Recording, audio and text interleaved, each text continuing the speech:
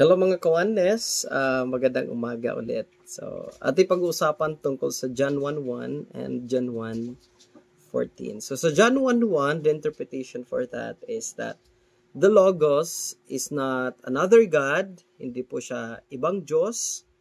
It's not a different person, it's not another person, it's not the second person in the Godhead, but the Logos simply means, mga kawanes, is the plan of God for knowledge of God, the wisdom of God, and the future plan of the one God. So sabi doon, di ba?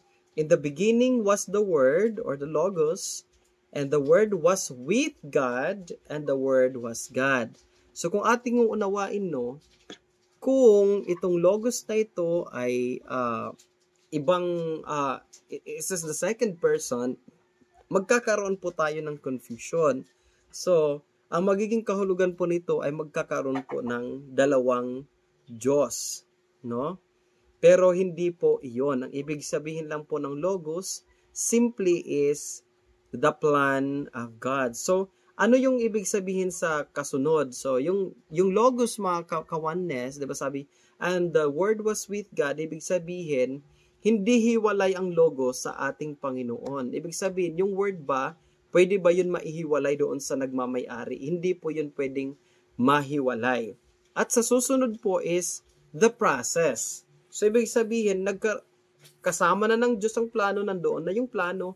So, nagkaroon ng process. Sabi doon, and the Word was God. So, ibig sabihin, pag sinabing was, it is a past tense. Ibig sabihin, merong nangyari in between. Ano ba yung nangyari dito sa Word? Ano bang nangyari sa plano?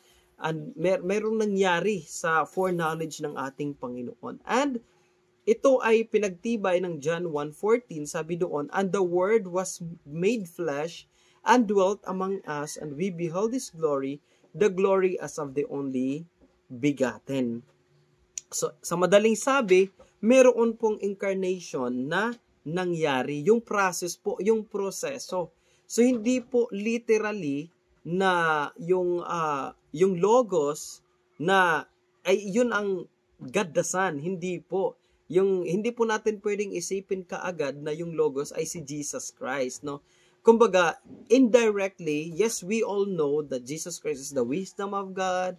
We all know that yung naging product ng incarnation or naging product ng incarnation that John 1:1 and 1:14 is Jesus Christ. We all know that. Pero yung Logos itself na nagkatawang tao, or it manifested, or parang what I mean is that the Logos was made flesh, nagkaroon ng katotohanan, nagkaroon ng katuparan. Ibig sabihin, ang gumanap noon, kaya tinawag na was, yung gumanap noon is ang Diyos. Nag-incarnate ang ating God, no?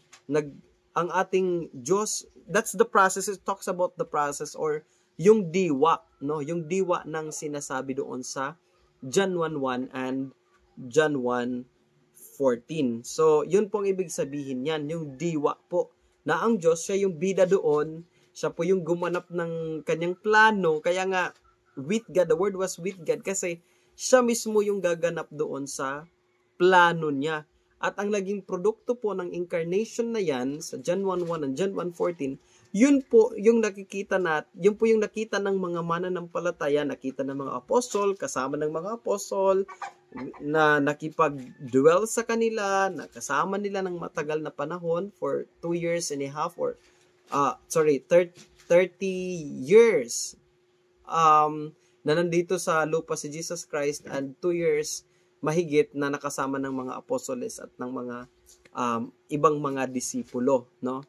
So, yun po si Jesus Christ ang naging product ng incarnation na yan. But it doesn't mean that Jesus Christ is another God, second God, or Jesus Christ is part of the Trinity. Hindi po yun. So, kasi kung Trinity talaga, nasaan yung Holy Spirit doon sa John 1:1? Wala pong Holy Spirit na binabanggit. Ibig sabihin, parang less talk sila about sa Holy Spirit Kumbaga, kung ang Trinity is totoo, dapat binabanggit nila kasama yung Holy Spirit doon sa argument nila sa John 1:1 and John 1:14. But since walang Holy Spirit na binabanggit, ibig sabihin, there is only one God that manifested in the flesh, incarnate in the flesh, and Jesus Christ is the God incarnate. So, God bless mga kawanes. I hope na naunawaan po natin